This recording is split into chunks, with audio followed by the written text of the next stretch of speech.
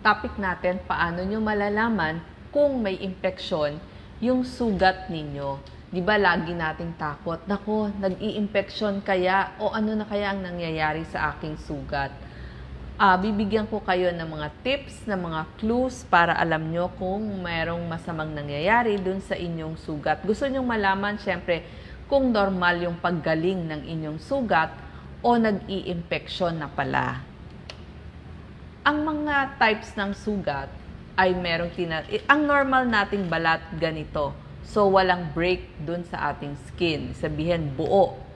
Pero, kapag nahiwa, ang tawag doon, hiwa, minsan nagasgas, o kaya naman napunit ang inyong balat, pwede rin natusok, naoperahan kayo, natahi kayo, nagkaroon ng malalim na pagkatusok, o kaya naman, nakagat kayo ng insekto o ng hayop. Lahat yan ay pwedeng magdulot ng wound o yung tinatawag nating sugat. Malalaman nyo kung nag-i-impeksyon na yung inyong sugat sa loob ng 1 araw hanggang 3 araw. So, importante ang monitoring ng inyong sugat. Ano ba yung sintomas na nag-i-impeksyon na ang inyong sugat? Una sa lahat, mamumula dun sa paligid ng inyong sugat at mamamaga siya. Mas masakit, pasakit ng pasakit ang inyong sugat. Tapos, merong lalabas na kulay dilaw o kulay green na likido dun sa inyong sugat. Makikita nyo rin kung nagkakalangib, lumalaki yung langib dun sa paligid ng sugat ninyo. At pag hinawakan nyo yung gilid ng inyong sugat, mainit yan.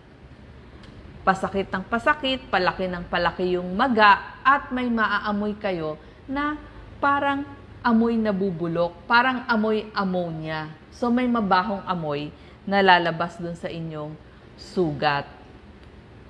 Parang nilalagnat kayo, senyales din yon.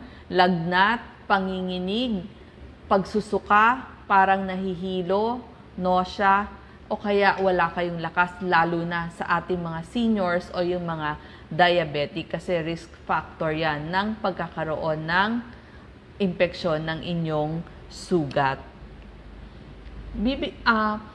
Kapag mainit din dun sa tabing ng inyong sugat, dapat gagaling itong mga sintomas na to sa loob ng 10 araw. So kapag hindi gumagaling ang inyong sugat sa loob ng 10 araw, o dun sa mga senyales na sinabi ko, katulad ng paglalagnat, bumalik agad kayo sa inyong doktor para siya na ang tumingin dun sa inyong sugat kung start na ang infection.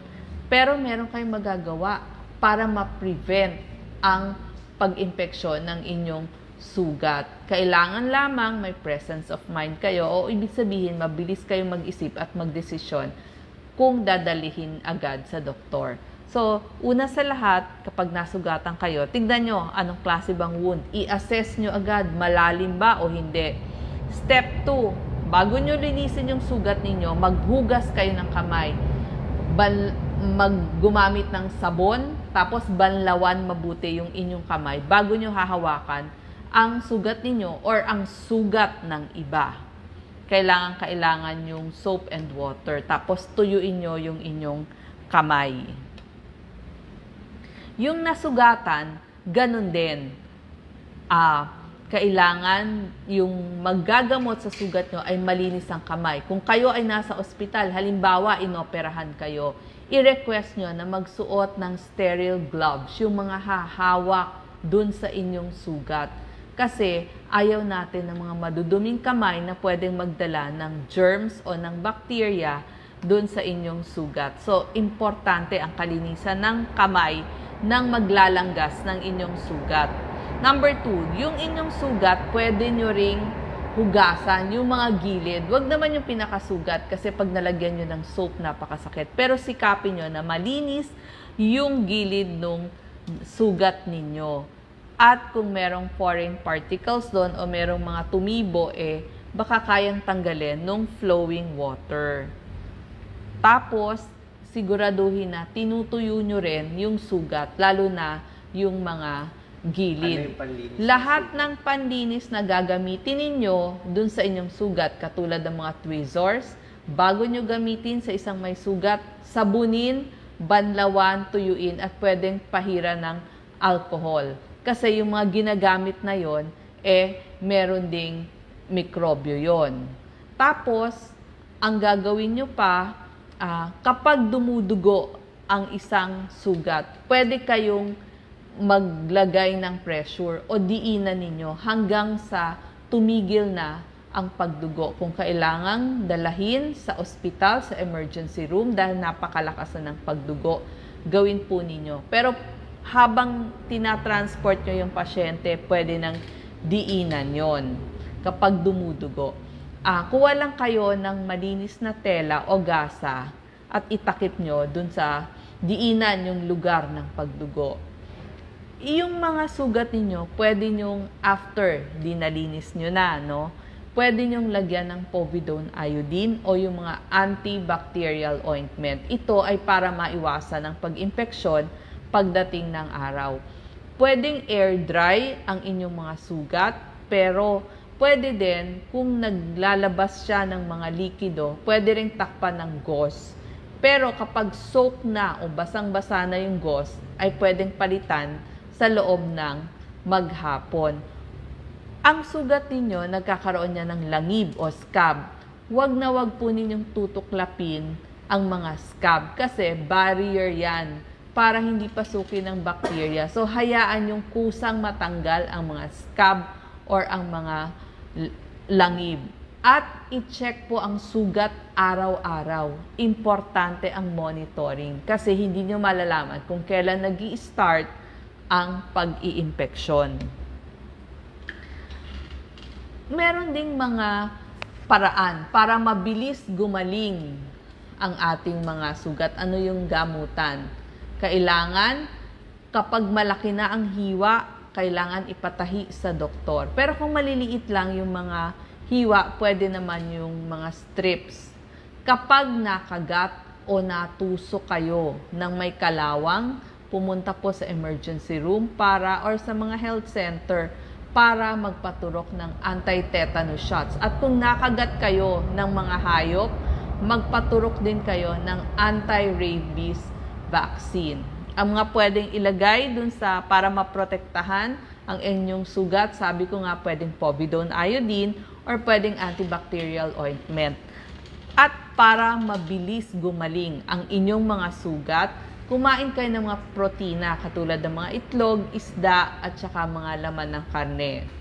Pwede rin po ang mga prutas kasi marami siyang vitamin C. Ang mga vitamins na tumutulong para mabilis gumaling ang inyong sugat, vitamin A, vitamin D, vitamin E, vitamin K. Itong C nagpapagaling talaga at lahat ng ating mga B vitamins para din yan sa immunity. Yung mga naoperahan o tinahi, importante na binabantayan ang sugat ng mga pasyenteng ito kasi maaring sa ibabaw lamang ng skin ang kanilang sugat, pero yung iba malalim na o kaya minsan nga hanggang sa organs, talagang nagkaroon ng pag-oopera. So ayaw natin na bumuka ang mga tahi nito.